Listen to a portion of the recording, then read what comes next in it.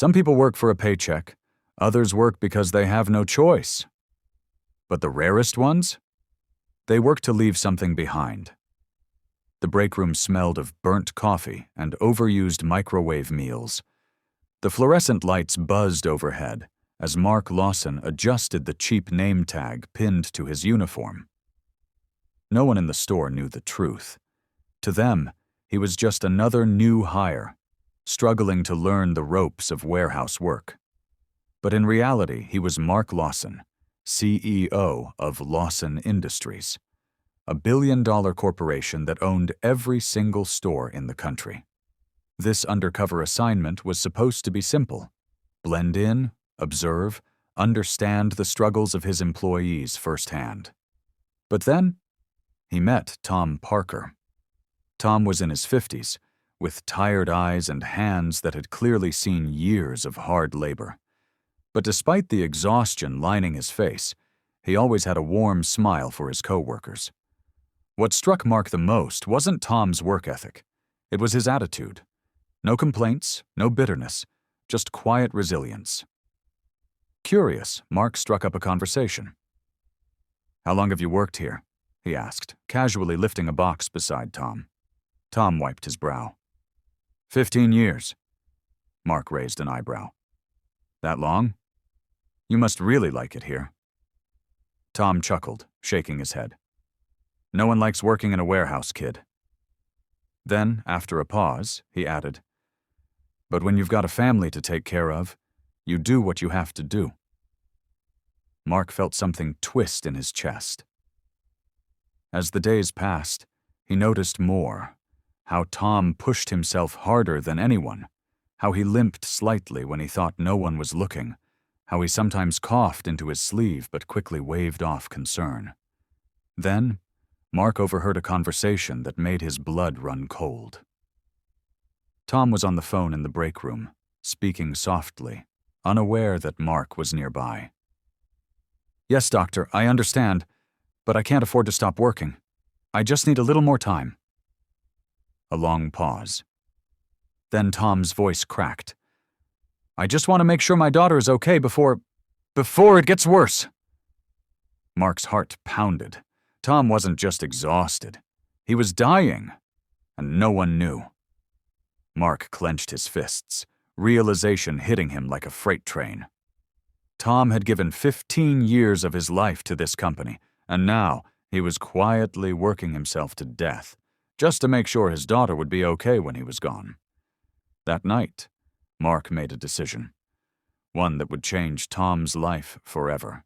The next morning, Mark arrived at the warehouse, but this time he wasn't just another worker blending into the background. He was the CEO, and today, he was here for Tom. Dressed in his usual suit instead of the cheap uniform, Mark walked into the break room, where Tom sat rubbing his sore hands. The moment Tom looked up and saw him, confusion flickered across his face. "Mark?" Tom frowned. "What's with the fancy suit?" Mark took a deep breath. "Tom, I need to tell you something." He pulled out the chair across from him and sat down. Around them, other employees whispered, sensing that something big was happening. Tom looked concerned. "What's going on?" Mark hesitated for only a second before speaking. "I'm not just Mark. My full name is Mark Lawson, CEO of Lawson Industries Silence." Tom stared at him, blinking in disbelief. "Wait, you're the Mark Lawson?" Mark nodded. "I came here undercover to understand what my employees go through." He exhaled. "But I found something much more important." Tom shifted uncomfortably. "Look, if this is about my work, I promise I—" Mark shook his head. "This isn't about your work, Tom. It's about you." Tom stiffened. "I heard your phone call," Mark admitted gently. "I know about your condition." Tom's shoulders slumped.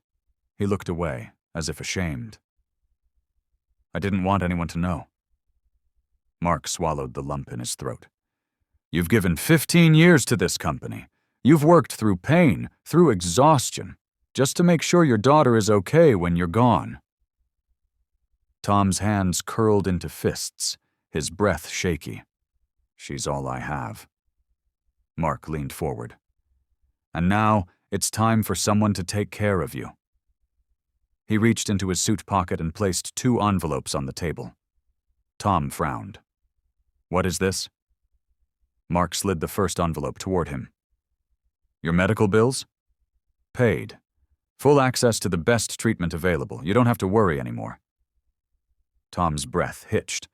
His fingers trembled as he touched the envelope. I don't understand." Mark smiled softly and pushed the second envelope forward. "This one's for your daughter, a trust fund, enough to make sure she has everything she needs. Education, stability, a future." Tom's face crumpled. His tough exterior cracked as tears filled his eyes. I don't know what to say." Mark reached out, gripping Tom's shoulder firmly. "You don't have to say anything. You gave this company everything, and now it's time we give something back." Tears slipped down Tom's face, but he didn't wipe them away. He looked around at the employees, at the warehouse he had spent most of his life in, and then back at Mark. And for the first time in a long time, he didn't feel alone. As Mark stood, the entire warehouse erupted into applause. Some clapped, some wiped their own tears, because Tom wasn't just another worker, he was family, and that's what a real leader does. Some people build businesses, others build legacies. But the greatest success is changing a life when it matters most. Tom sat frozen, staring at the 2 envelopes as if they might disappear if he blinked. His fingers trembled as he ran them over the paper, his breath shaky. He looked up at Mark, his voice barely above a whisper. "Why me?" Mark's jaw tightened. He could see it, the disbelief, the years of struggle, the silent suffering of a man who had given everything and never expected anything in return. "Because you deserve this, Tom." Mark's voice was steady. "You've spent your life putting others first. Now, it's your turn." A tear slipped down Tom's weathered face. He didn't even wipe it away. Instead, he let out a choked laugh. "My daughter, she's gonna have a real future." Mark smiled. "A good one." Tom swallowed hard, then shook his head. "I don't know how to thank you."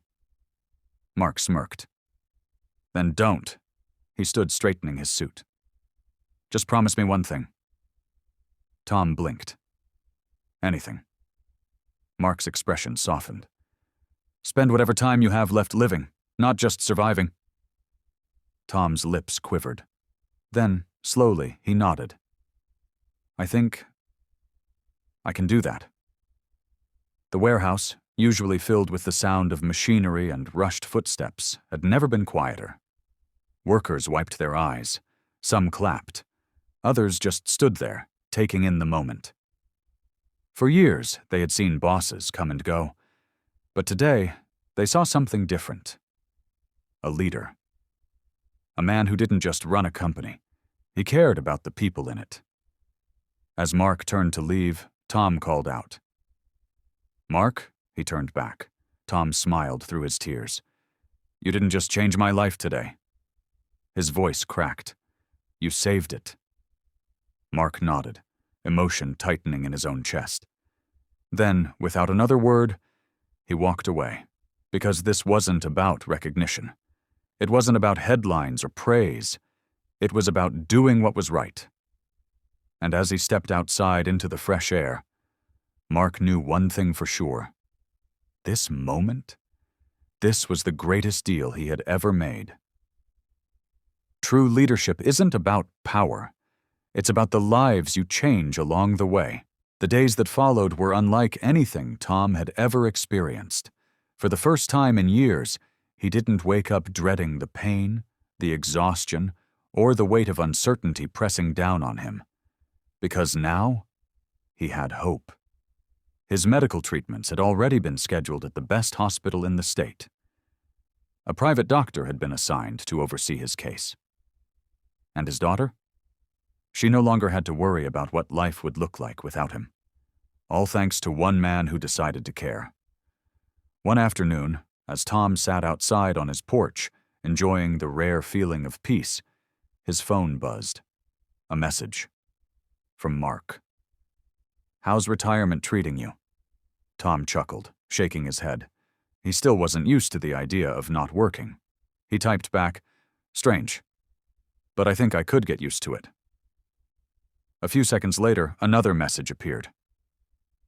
"Good, because I have one last surprise."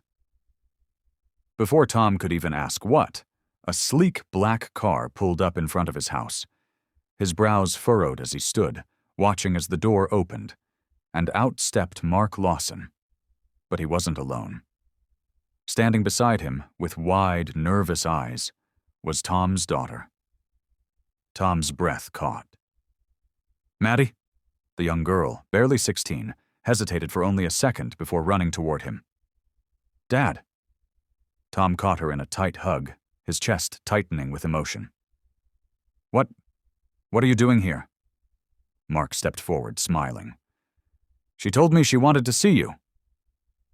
Tom swallowed hard, looking between his daughter and the man who had changed their lives. "But she's supposed to be at school." Mark smirked.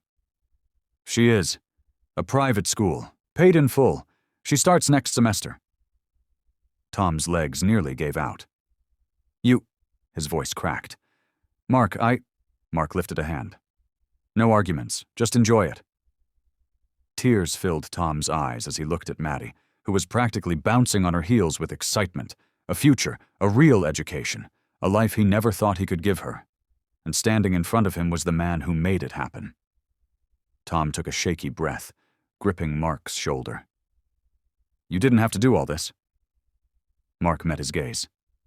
"Yes, I did." Tom laughed through the tears. "I guess I owe you big time." Mark smirked. "Number you already paid me back." Tom frowned. "How?" Mark's voice softened. "By reminding me why I do this." Tom had spent his life thinking his work didn't matter, that he was just another man breaking his back for a paycheck. But today, he realized something. His hard work, his sacrifices, his quiet resilience had led to this. A better life, a second chance, and a future for his daughter that he once thought was impossible. As Mark turned to leave, Tom called after him one last time. "Mark?" Mark paused. "Yeah?" Tom smiled, standing taller than he had in years. "You're not just a CEO, you're a good man." Mark hesitated, then nodded once, a knowing look in his eyes. As he stepped into his car and drove away, Tom watched until the vehicle disappeared from sight. And for the first time in a long, long time, he felt at peace. Because sometimes, the smallest acts of kindness create the biggest ripples. And this was just the beginning. The real measure of success isn't wealth or power, it's the lives we choose to change along the way.